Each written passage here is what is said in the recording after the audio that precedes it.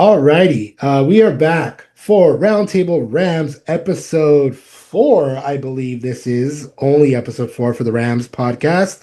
I am joined once again by my co-host Billie Melissa. We have a lot to talk about. The uh, biggest news here, not really news anymore. The Rams are no longer in the playoffs. They were eliminated by the Seattle Seahawks in the NFC Championship game. You're not going to the Super Bowl this year, Rams. Sorry. Yeah, honestly, I didn't. I'll just say this, to be honest, I didn't. I think that I thought that they had a really good shot, but I also was really worried because of that Seattle Seahawks defense. And that Seattle Seahawks defense showed up when they needed to. They did not Yep. show up the entire game, same as the Rams defense. The Rams defense was hit and miss. They did have some great sacks on Sam Darnold. They did have some really good um, fourth down stops. Same for the Seattle Seahawks. It was going back and forth. I honestly did not think this was going to be a shootout. I thought it was going to be a straight defense versus defense battle. That was not the Yeah, me case. too. What was it, the third quarter? Two touchdowns from both teams. Like it was just back and forth there. And it came Yeah. down to the wire. Unfortunately, the Rams had some boneheaded penalties in that last offensive series, second to last So one. did Seattle, though. Yes, they did. They did. They really did. Let's talk But about that one for a second. yeah, yeah, definitely. Yeah. Wha- yeah. Yeah. Just, yeah, I think, there was real momentum shifts the whole time. Very much started with Seattle, then went to the Rams, then kind of transferred a little bit back to Seattle, and then the Rams took over. And then I think the Seattle Seahawks just really good at closing it out and fixing up after their mistakes, whereas the Rams didn't really, not even had a chance to do that, to be honest. So yeah, they didn't make it. But I mean, like you said, I going into the game was very, I believed that the Seahawks were going to win just based on that defense alone. They'd really Mhm. kind of over the last few weeks, like I think, wasn't it since like week 17 they hadn't let a touchdown in or something Mhm. like that. Like, and so, when you can't score, you can't win. And the Rams put up a fight until I don't know, I guess around somewhere around the middle of the third quarter, and they only got that touchdown because Woolen decided to play a little game with the Rams sideline. Yeah, yeah, definitely. I mean, that felt like Tyreek Woolen getting that taunting penalty. It felt like that could have been Yeah, I was like, that's the your chance, get back in it. This is yeah. you've kind of been handed a free score there, and there was plenty of time left in the game, and just neither really managed to do anything after that, to be honest. Neither the Seahawks nor the it was kind of like just a fight of defenses right at the end. Yeah, so that fourth quarter, they had 12 minutes. They went on a almost 7.5 minute drive, got all the way down to what was it? The Seattle six. And instead of kicking the field goal, they Yeah. go for it on fourth down and they're stopped. Witherspoon on both Yep. passes to Mumfield and then to Ferguson, both incompletions, third down, fourth down. I mean, you could split hairs here and say that they should have gone for the field goal to keep that extra time, but I mean, I like the play call. It's the NFC Championship. Sometimes you got to be aggressive, and that's exactly what Sean McVay did. It didn't work out, but what are you gonna do? I don't Um, know, but this mentality of being aggressive hasn't, it didn't work out for the Broncos yeah, in their game. Like sometimes you do like because it's the NFC Championship, sometimes you do just have to take the points where they come because maybe I'm saying this from years of just being a tortured Ravens fan, seeing us make some like going for things on fourth down, it just doesn't work out. I do think sometimes, you do just have to take the points where they're coming and trust because that also sets a precedent for your special teams and for your defense saying like we don't trust you, we don't trust you to get this done for us, and so like we are going to try and carry it on our shoulders. I don't know. I'm a big advocate for sometimes just taking the three, unless you absolutely only have like 2 minutes left in the game and you really only can score a touchdown, then yeah, I don't know. I'm not sure about that one. Yeah, I agree with that. Plus, the thicker kicker was automatic. He was not, he was on top of his game yesterday, and really he should have. Yeah, again, we're splitting hairs. You can argue for both sides here. Yeah, You really could, but it didn't work out. The Seattle Seahawks and the Patriots are now going to be going to the Super Bowl. It's really gross to have to say that the Patriots are back in the Super Bowl. I hate everything oh, they're about that, back. but They're back. They're really back, aren't they? that's a credit to Mike Vrabel. But Who just knows? barely back. Yeah, Just barely back. The score, if Bo Nix was in, who if the knows? snow wasn't as bad as it was, Yeah, like, yeah. I so mean, I there's. think Seattle's going to eat them up personally, but I'm gonna be honest. I think so too. The way that the Patriots played, the way that they've played all year, I don't think that they're high level by any means. I don't think any AFC team that would have gone is as strong as the NFC. no, Like we talked about previous. If it would have been the San Francisco 49ers, if it would have been the Rams, or now it's the Seahawks, I don't think anybody is beating any three of those teams because they're just so good this year. no, Both sides of the ball. Obviously the 49ers couldn't get over their injuries once again. But the Rams, if the Rams would have gone, they're just that talented, and they took it down to the wire, and they nearly came back and nearly won.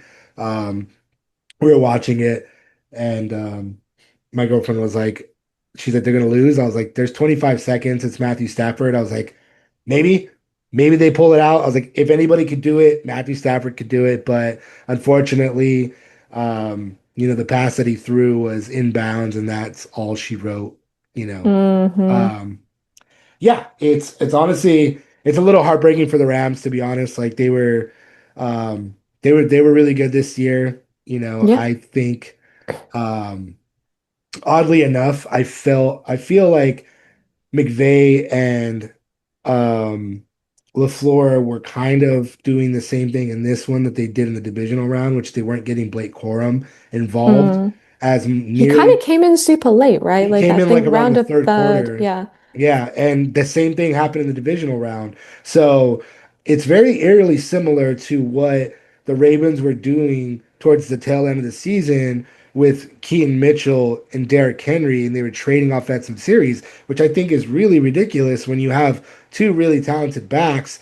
This isn't the same situation because Derrick Henry is just on a different level than Keaton Mitchell is, but Mm. Blake Corum and Kyron Williams, I feel, are very similar in style and explosiveness. And Blake Corum started rifling off crazy runs there.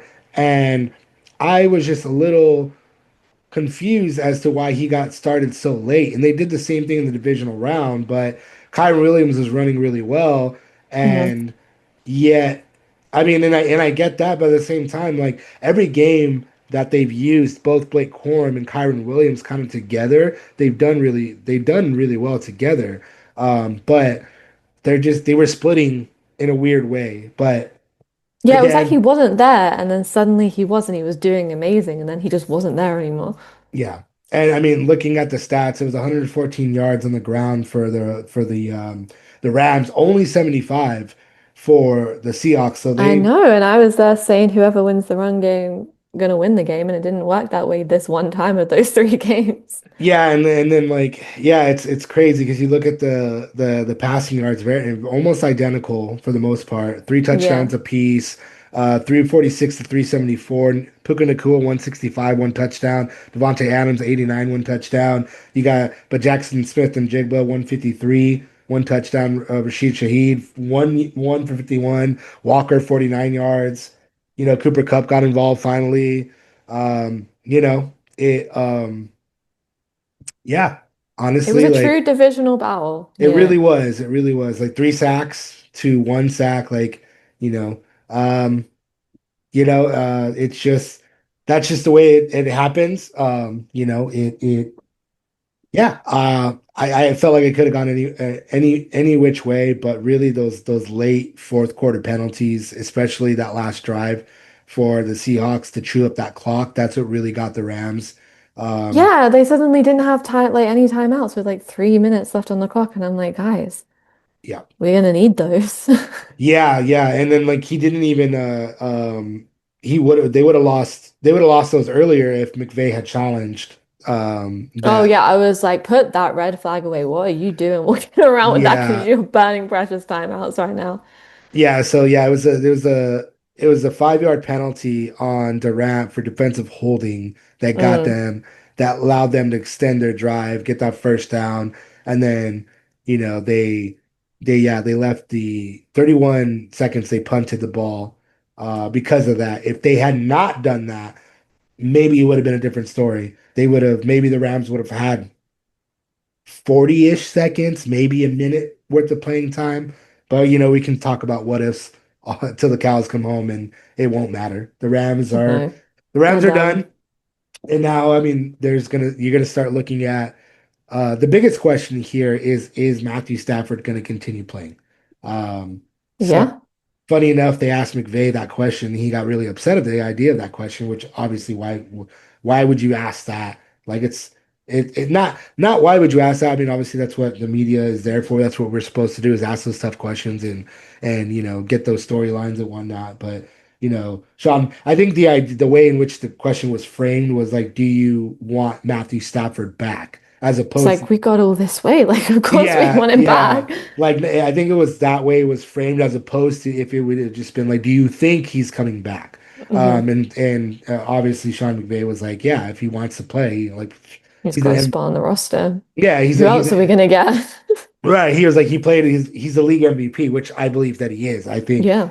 I think last night was that MVP ceiling game for him. I think I don't I never questioned obviously Drake May came alive towards the end of the season. There was those, kind of rough spots for Stafford. Rough as you call them when that guy's throwing like 250, that's a rough spot. But How dare he? yeah, right. You go under your 300-yard mark and no, you're not an Right. MVP anymore. But yeah, there's always that question, like, will he come back? And from what I saw from reports, is that he was non-committal on that. Which again, you Mm. just lost the NFC Championship. Don't You want to just think about lost, it. yeah, you just lost your ability to get to the Super Bowl potentially. The last Super Bowl, I don't know. We won't know what the Rams are going to look like until Mm. free agency comes around, until all of Could be that. losing their DC. Yep, Chris Shula could be getting a job elsewhere. Um, Change is gonna happen. yeah, I mean I that's don't know what always their free agent situation is like. I don't know how that's gonna affect them, but I'm sure it will be a factor they have to consider. yeah, definitely. But let's see. Let's look that up. Let's look and see what kind of some Who's gotta go? this is some, so we got Tyler Hagby, Tyler Higbee, Rob Havenstein, Tutu Atwell, Cam Curl, Kobe Durant, Keller Witherspoon, Garoppolo, um, What, all Mevis. about to be free agents? Yeah, these are all They're gonna the want all those guys back. yeah, Humphreys, McCreary, Xavier Smith, Man, yeah. smoking good, man. Darian Kendrick. I mean, the top half, you gotta, Tutu Atwell is getting paid 10 million. You had him sit the last two games. So Hmm. Havenstein injuries, Higby, I think they're gonna keep. Kobe Durant, cornerback Kobe Durant, Cam Curl, I think you keep them. Witherspoon, maybe. I mean, after last night's performance. Yeah, yeah. So I mean, there's a lot there that you have to start looking into. You got the Senior Bowl, you have free agency starting on March 11th, and then you have the draft. But we're gonna break these down as the weeks go on Hmm. a little bit more. I mean, the Rams have two first round picks, so you know, I don't believe that they're gonna use one of those two first round picks for a quarterback. But they Hmm. do need to find Matthew Stafford's successor. Obviously, Jimmy Garoppolo is not that person. And he's a pending free agent. Who knows if they bring him back? They probably will because he's still arguably one of the best backups. But when you have Matthew Yeah, Stafford, you don't really need to worry about that. But it all really depends on if Matthew Matthew Stafford. Stafford is playing. And only he'll decide that. I'm sure there'll be. edging for an answer sooner rather than later, but I think they'll let him breathe after last night before they really do. I don't see why not. Like, I mean, when there's not really like an attractive quarterback that you're after in the draft and you just got this close, why not have one last ride and see how it plays out? Definitely. I mean, um, you know, he um he spoke about that previous to Rich Eisen and said that he was, he feels great. His body feels great. He's playing some really good football. He loves the team. Obviously, there's going to be a lot of emotions running through Yeah, him and the rest of the team for these next few days, weeks, whatever. He doesn't need to make a decision right now, but he will need to make a decision fairly quickly in the sense of like the team needs to know his plan so they can, you know, plan around it. plan around that. If like say they have to go get a Mac Jones or whatever, I don't know, but um, I don't believe, I don't personally believe that Stafford is going to retire. I think he has two more good seasons in him at least, but it really just depends. He's been at this for a while. He's getting up there in age. He's had some injuries there. Even, His kids are getting older. kids are getting older. Even in the off season, there was a lot of worries there because of his back issues, and he didn't play for majority of the training camp, and I mean, every. who needs to? I mean, but yeah, but it was a concern because it's like Yeah, of back course. injuries are very concerning, and it was a big concern. Everybody was questioning whether or not he was going to be able to play up to his standard, the standard that he's put forth these past few seasons, and you know. I don't know. I Yeah. don't think he's going to retire though. I don't. No, I think when your team's in that good of a position, there's chemistry going on in the locker room. You don't really want to disturb that unless there's like an absolutely great reason to be doing that. I think he'll be thinking beyond just himself and looking to the team and thinking, well, if I walk out the door, what am I leaving them with? That is something as a guy, as a leader of the locker room like that, like you do think about stuff like that, like who's coming in after me and who would there be for them to put in those shoes, the league MVP retiring and then like what you're bringing in a quarterback and that's a lot of pressure for a new guy. So he doesn't need to. He's not showed any signs of slowing down like Derrick Henry. He's just improving with age. Um, yeah, I don't know. I'm sure I don't see him retiring.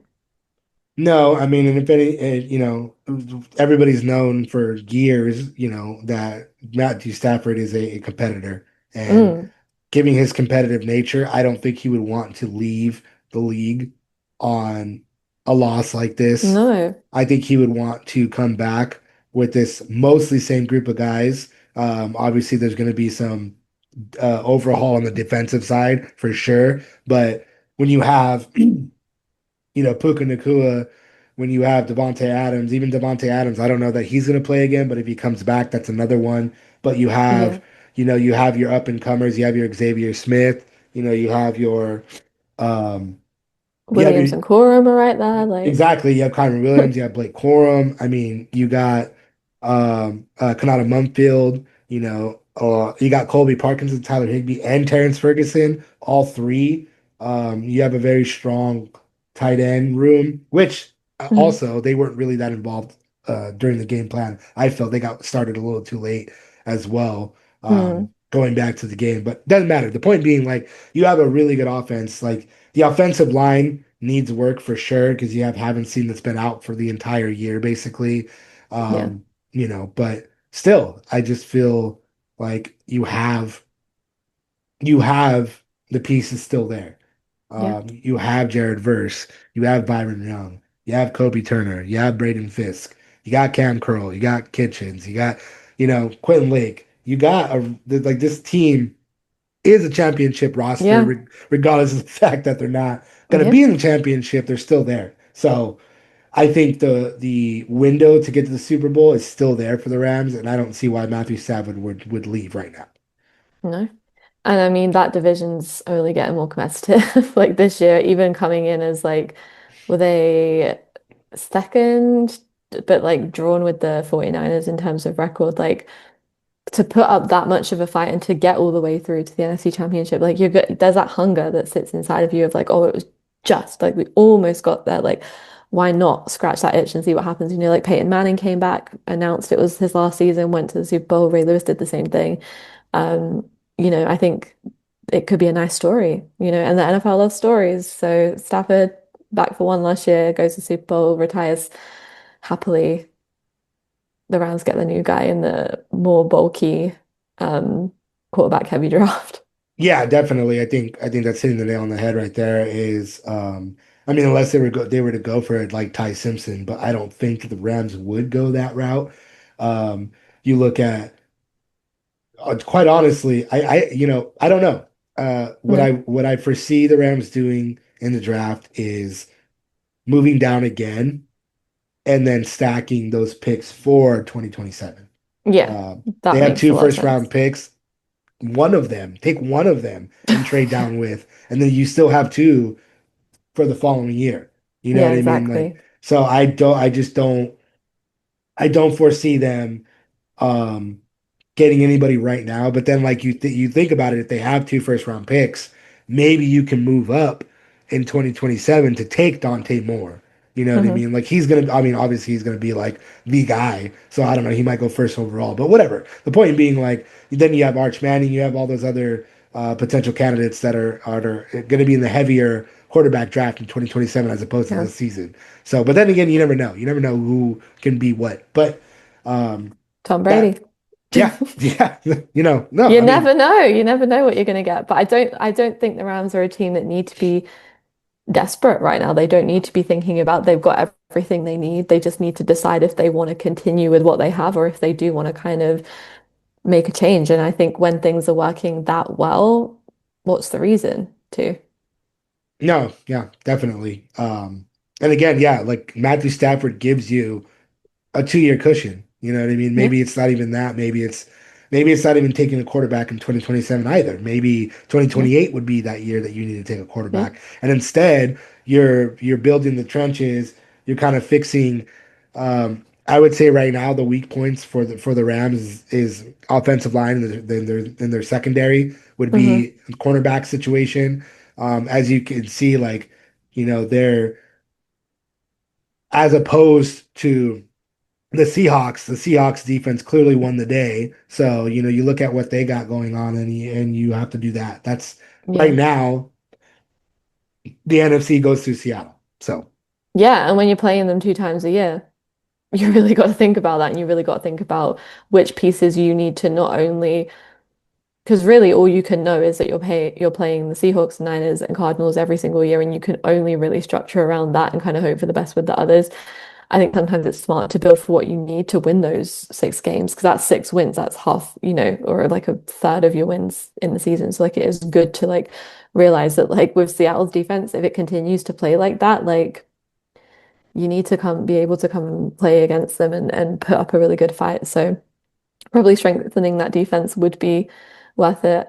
I don't think Sam Darnold's going anywhere in Seattle after that. I think he's pretty good to stay around. 49ers, even injured, put up a really good fight this year. Cardinals, hey, it might come back next year with a whole new head coach and scheme. It might really be like one of the most competitive divisions. Not that it already isn't. no, definitely. But yeah, I mean, that's the last 2 seasons, the biggest issue has definitely been that offensive line and the injuries that they've had to deal with, which I feel Hmm. like obviously with Havenstein being out for so long, that they reared their ugly head again. And maybe that could have been the defining factor, the deciding factor for them. But I think definitely the cornerback position, they need a shutdown corner. They don't have one. They Mm. have Quentin Lake, who's, their version of Kyle Hamilton, but beyond that, they need that shutdown corner. So whether they go and get that in the draft with one of their two first round picks, take one of those high cornerbacks, and then there you go, or they go for somebody in free agency, but they need a shutdown corner for sure. Yeah. They got a lot to play with to get that, so there's no excuse not to. Definitely. I mean, again, the draft capital alone, you can do so much with two first round picks. And the fact that There are we're teams that need those. right, and the fact that they're almost a Super Bowl team with two Yeah. first round picks is crazy. Let me Yeah. see. Great management. 100%. Like they're in, let me see. I don't remember what their cap space is off the top of my head. Yeah, so they have 45 million in cap right now. They're Great one of management. yeah, they're one of the top 10 teams in cap space and two first like dude, come on. Like, You got everything you need. yeah, Put it really. together, fix the holes, and go win a damn Super Bowl. It's that Yeah. easy, guys. You just Yeah. gotta get past Mike McDonald there. Yeah, I mean, and exactly that. Like you look at what Jackson Smith-Njigba was able to do, 160 yards, and you go, Yeah. okay, secondary, secondary, Hmm. secondary, secondary. Um, you know, maybe linebackers, you need to focus a little on that, so the linebackers could take a little bit more pressure, or add more pressure to the pass rush. But again, the division goes to Seattle right now. The NFC goes to Seattle right now. That's what they are battling against. That's what they have to That's what they have to prepare for. Fix the Hmm. secondary, fix those little holes here and there, and get Matthew Stafford back, and then you're good. Yeah. I think. Good.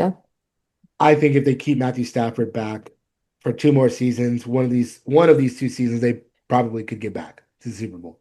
Definitely. I mean, they're competitive every year for a reason. They're one of those teams that's just solid and just knows, Sean McVay knows how to run the ship. And I think that, and obviously we've learned great management, and that really matters when those two minds can come together and work together like that. So there's no reason to change up something that's already working. I don't think that there's any like big decisions that they have to make in this off season other than deciding whether Stafford, and that's a decision I'm sure it's going to be entirely up to Matthew Stafford whether he wants to come back or not. Don't see why he wouldn't. If he feels good about being away from his family. And that's always a decision. I think sometimes players, as their kids get older, they decide that actually just becomes more important to them. But I think it's a statement. If he comes back, he's like, I believe that we can do this next year. So I don't really, why not? Yeah, I think they're well within the Super Bowl window still. Obviously, they just almost went to the Super Bowl, but I don't think that they're gonna experience some sort of like downward spiral next season or even the No, season. even losing Chris Shula, if they do, then I don't think, Yeah, I think there's plenty of coaches out there that they could definitely bring in. Maybe 2026 would be the year they could finally get Aaron Donald in the building to be a coach. They've been talking about that for a long time, and he's been around the team. And he's there's rumors that he almost joined. I think it was USC or UCLA. I can't remember which one. But anyway, the point he's being, waiting. yeah, the point being, I think that yeah, the window's still there for them. I don't think they don't have any huge glaring holes on the roster. They need improvements on the offensive line. They need improvements in the cornerback position.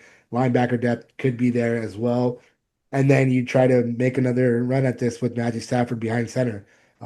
It only makes sense. I don't know that we don't know that that's going to happen. We'll see. So I mean, this season's been full of just ridiculous twists and turns.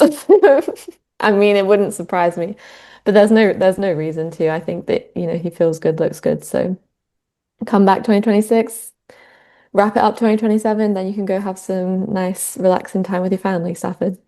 yeah, and he's 38, I believe, right now. Yeah, I mean, he's not Aaron Rodgers old, so Yeah, I mean, Aaron Rodgers is still probably going to play. He's probably going to go back yeah, now that Mike McCarthy is the coach of the Steelers. he Um, wants one last go at it. It would yeah, be a Aaron Rodgers, Matthew Stafford off. yeah. Though I don't think Aaron Rodgers is getting anywhere near. He's about to be 38.